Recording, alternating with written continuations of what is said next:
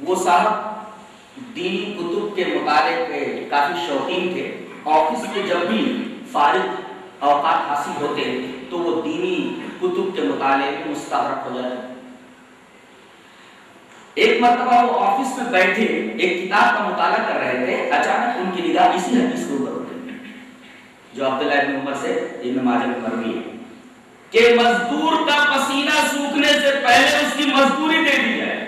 ٹھیک ہے، غور کرتے رہے. اس کے بعد انہوں نے فون اٹھایا، فیکٹری کے مینیجر سے رابطہ قائم کیا اور کہا کہ آج سے مزدوروں کی مزدوری ڈیلی دے دی جائے.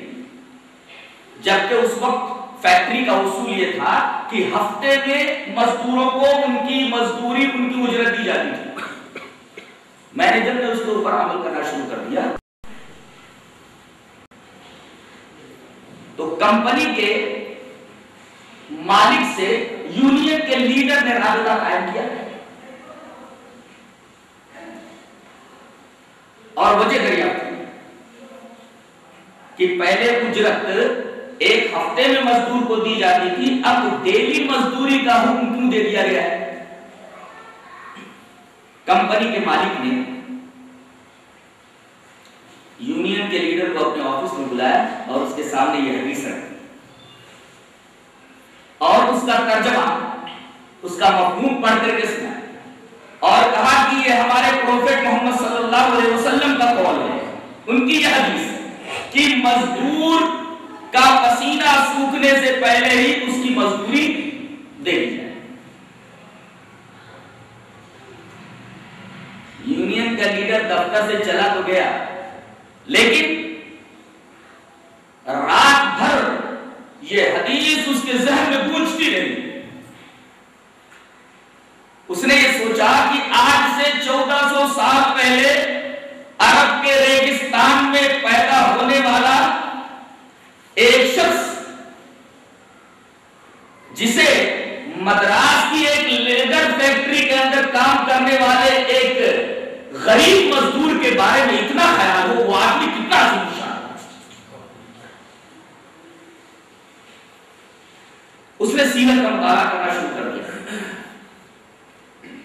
اور 3 ماہ کے اندر مسلمان ہو گئے اور 6 ماہ کی کوششوں سے تقریباً 27 آدمی اس کے ہاتھ میں مشرف پیش ہوئے.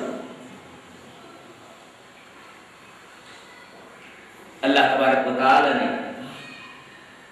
اسی وجہ سے نبی کریم صلی اللہ علیہ وسلم کے بارے میں ارشاد فرمایا وما ارسلناک الا رحمۃ للعالمین، ہم نے آپ کو پورے جہان کے لیے رحمت بنا کر کے بھیجا ہے. جس کے بارے میں اللہ تبارک و تعالی نے اتنی بڑی بات کہی وہ کہ آپ پوری کائنات کے لیے رحمت ہیں. ایک جگہ یہ فرمایا ورفعنا لک ذکرک، ہم نے آپ کے لیے آپ کے ذکر کو بلند کر دیا اور معراج میں اللہ تبارک و تعالی آپ کو اتنی بلندی پر لے گیا، اتنے عروج کے اوپر لے گیا کہ اتنی بلندی کسی انسان کو حاصل نہیں ہوئی اور رب نے اپنے پاس بلا کر کے آپ سے کلام فرمایا. جس کی عظمت کا یہ حال ہو، دوسری طرف اس کا انکسار حدیثوں میں ہم دیکھتے ہیں، تواضع دیکھتے ہیں تو حیرت کے پہاڑ آدمی کے ذہن کے اوپر ٹوٹ پڑتے ہیں کہ آپ جب کسی راستے سے گزرتے بچوں کو کھیلتے دیکھتے تو آپ بچوں کو سلام فرماتے، بچوں کو آپ سلام کرتے. عورتوں کی مجلس کے پاس سے آپ گزرتے تو عورتوں کو سلام فرماتے. کوئی صحابی اگر آپ کو اپنے گھر بلاتا تو آپ فوراً اس کی دعوت کو قبول کرتے اس کے گھر چلے جاتے. کوئی تکبر نہیں، کوئی فخر نہیں. کبھی کبھی تو آپ اس طرح سے اپنی انکساری کا اظہار کرتے تھے.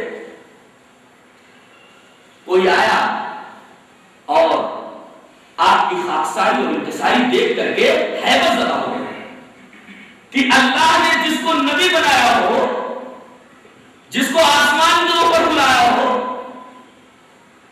جس کا مرتبہ اتنا بلند کیا ہو، وہ اتنی خاکساری کے ساتھ بیٹھا ہوا. آپ نے فرمایا میں اس طرح بیٹھتا ہوں جیسے بندہ بیٹھتا ہے. اتنا عظیم الشان ہوتے ہوئے آپ اس طرح بیٹھے ہوئے تھے کہ کو دیکھا, بیٹھنے کے انداز کو دیکھا تو دہشت زدہ ہو گیا. آپ نے اس کی تسلی کے لیے فرمایا, بھائی مجھے دیکھ کر کیوں گھبرا رہے ہو, میں تو اس عورت کا بیٹا ہوں جو اونٹ کا سوکھا گوشت کھایا کرتی ہے. انکسار کا یہ عالم آپ کسی مسلم, کسی ریفارمر اور دنیا کے کسی بڑے سے بڑے انسان کے اندر نہیں دیکھیں. اسی وجہ سے اللہ تبارک و تعالیٰ نے فرمایا وَإِنَّكَ لَعَلَىٰ خُلُقٍ عَظِيمٍ, آپ تو اخلاق عظیمہ کے اوپر ہیں. عربی کا معمولی طالب علم جانتا ہے کہ یہاں اعلیٰ استعلاء کے لیے آپ اخلاق عظیمہ کے اوپر حاضر ہیں, نہ کہ آپ کے اندر اخلاق عظیمہ. آپ اخلاق عظیمہ کے اوپر حاضر ہیں.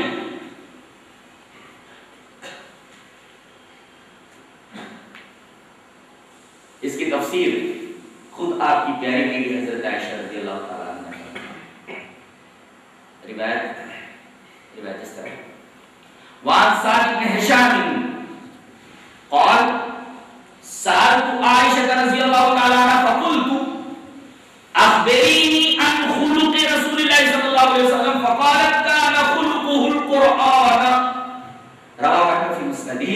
حضرت امام احمد بن حنبل رحمۃ اللہ علیہ سے پاک کو مسند احمد کا دلائل ہے. راوی جیسا کہ آپ کو معلوم ہوا کہ حضرت سعد بن ہشام, حضرت سعد بن ہشام کہتے ہیں کہ میں ام المومنین حضرت عائشہ رضی اللہ تعالیٰ عنہ کے پاس آیا اور میں نے آپ سے فرمایا, آپ سے یہ کہا کہ مجھے نبی کریم صلی اللہ علیہ وسلم کے اخلاق کے بارے میں بتائیے. تو حضرت عائشہ رضی اللہ تعالیٰ عنہ نے فرمایا کیا تم قرآن نہیں پڑھتے ہو؟ قرآن تو پڑھتے.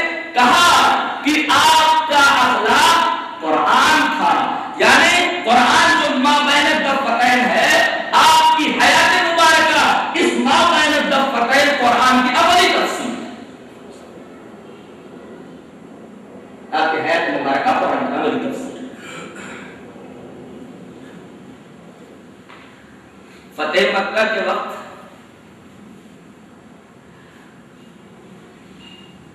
ابو بکر رضی اللہ تعالیٰ عنہ کے والد ابو قحافہ نابینا ہو گئے تھے, ضعیف اور فاقد البصر تھے, بینائی چلی گئی تھی. آپ سے ملنے کے لیے دھیرے دھیرے آئے. آپ نے کہا ارے آپ نے کیوں تکلیف کی, آپ تو اتنے کمزور ہیں, آپ کی بینائی چلی گئی ہے, مجھے بلا لیا ہوتا میں آپ کی خدمت میں آ گیا. اللہ, یہ اس وقت کی بات ہے جب مکہ فتح ہو چکا ہے.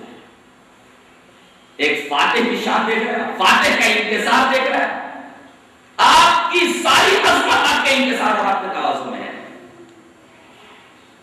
ایک فاتح اس طریقے کا ہوتا ہے, فاتح کے چہرے پر جو رونق ہوتی ہے, لوگوں نے ملاحظہ کیا ہوگا, فاتح کا جو تکبر ہوتا ہے, فاتح کی جو متکبرانہ شان ہوتی ہے, وہ دنیا نے دیکھا ہے. اور جو لوگ ان کے دیکھ نہیں سکے انہوں نے کتابوں میں ان کے بارے میں پڑھا ہوگا.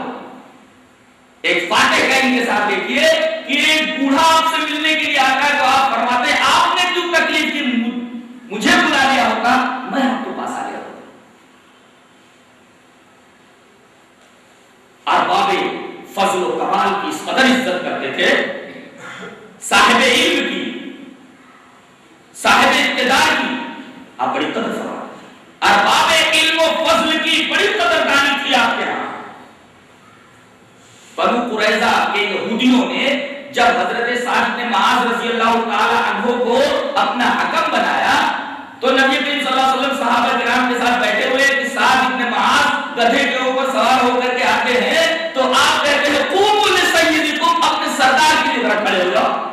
ارباب علم و فضل کا نبی کریم صلی اللہ علیہ وسلم کے ہاں یہ مرتبہ تھا اور ان کی اس طریقے کی قدردانی تھی. ان کے ساتھ عالم نے کہا کہ ایک دفعہ آ کر کے ایک شخص نے کہا یا خیر البریہ, اے مخلوق میں سب سے اچھے.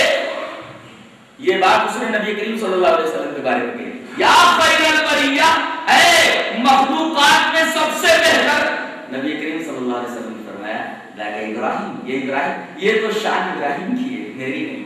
اللہ اکبر. ان کے ساتھ عالم دیکھیں اور سچ میں آپ خیر البریہ, اس آدمی نے حقیقت کا اظہار کیا تھا کہ یا خیر البریہ, اے مخلوقات میں سب سے بہتر. آپ نے فرمایا ابراہیم, یہ شان تو میرے جد امجد ابراہیم کی ہے۔